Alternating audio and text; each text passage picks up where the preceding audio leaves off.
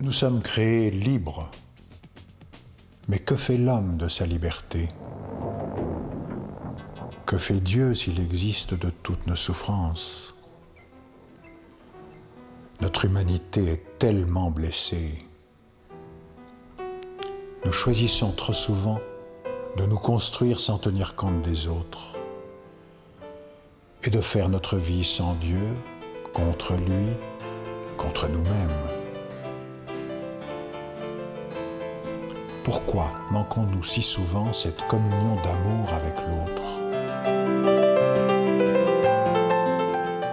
Dieu est la justice qui un jour, mais pas sur la terre, rétablira toutes choses. Mais sur terre, il nous laisse libres. Par conséquent, il laisse le monde marcher comme il est.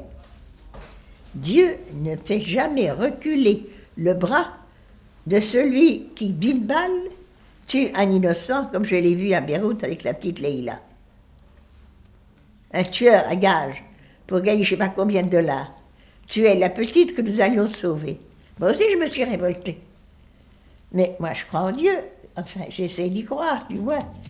Ce que Jésus vient nous dire, c'est que je vais vous donner un nouvel esprit pour que tu puisses regarder le monde et les autres à travers le regard même de Dieu. La question autour du mal, avec un grand M, du diable, il faut se méfier de deux extrêmes. Un, c'est de le voir partout, et l'autre, c'est de ne pas reconnaître qu'il y a quelque chose qui est le mal. J'aurai le privilège dans quelques jours d'aller dans une association à Paris aux Captifs Libération, c'est-à-dire des gens qui sont pris dans le monde de la prostitution, où il y a de la haine, il y a des souteneurs, il y a de l'argent, il y a des gens qui sont coincés.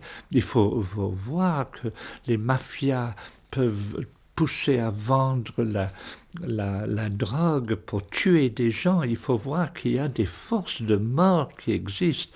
Et il ne faut pas cacher les yeux de la réalité humaine, qui est une réalité dangereuse, difficile, de haine.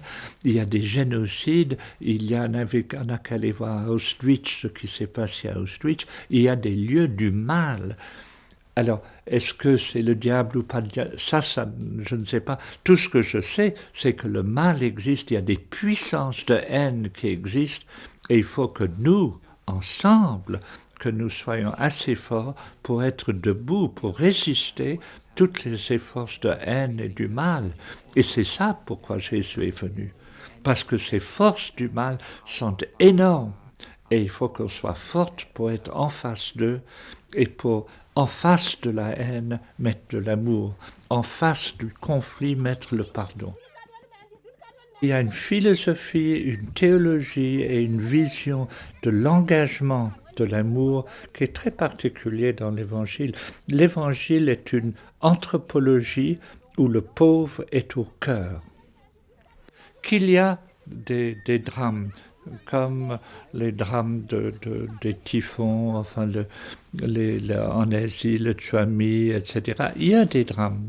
Il y a des arbres qui tombent sur quelqu'un. Enfin, mais ça, c'est la nature, ça, c'est notre terre. Il est évident que le plus grand drame, c'est la guerre, c'est l'oppression, c'est l'écart entre les riches et les pauvres. C'est ça le grand drame de notre monde.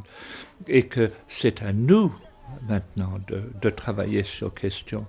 Parce que ce drame entre riches et pauvres est source des guerres, il est évident. Mais c'est une fuite de dire que c'est Dieu, etc. Le problème est nous, êtres humains. Et on a besoin de trouver une force, une paix, une communauté. On a besoin d'être ensemble pour lutter contre toutes ces injustices. En parlant avec les jeunes, quand ils voient l'horreur de ce qui existe, de ces images à la télévision, de la mort des enfants, les conséquences de la guerre, les conséquences des conflits, les conséquences des catastrophes naturelles, leur souffrance dans la famille, la mort d'un frère, la mort d'un père, toutes ces réalités qui sont une question valable. Et que pour moi, c'est à partir de là, il faut poser ces questions. Il ne faut pas être insensible à ces réalités-là. En disant oui, c'est toujours comme ça. Ça a été toujours comme ça. Qu'est-ce que c'est par rapport à... Eh bien, moi je pense que c'est là le lieu de questionnement. Ce questionnement, c'est ce qui provoque en nous la question essentielle de notre existence et de l'existence de Dieu. On a fait passer dans nos têtes, et dans nos cathédrales, et dans nos fresques, et dans nos peintures, une image effrayante qui va à l'encontre de tout l'Évangile. La puissance de Dieu.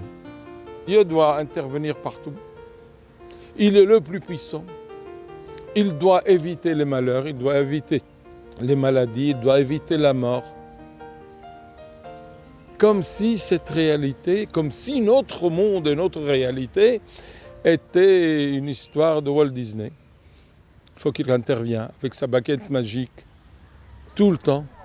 On n'a pas vu, comme dans l'Évangile, le Christ ou Dieu qui attend, qui frappe sur la porte et qui attend le cœur de l'homme pour être avec moi dans ma souffrance.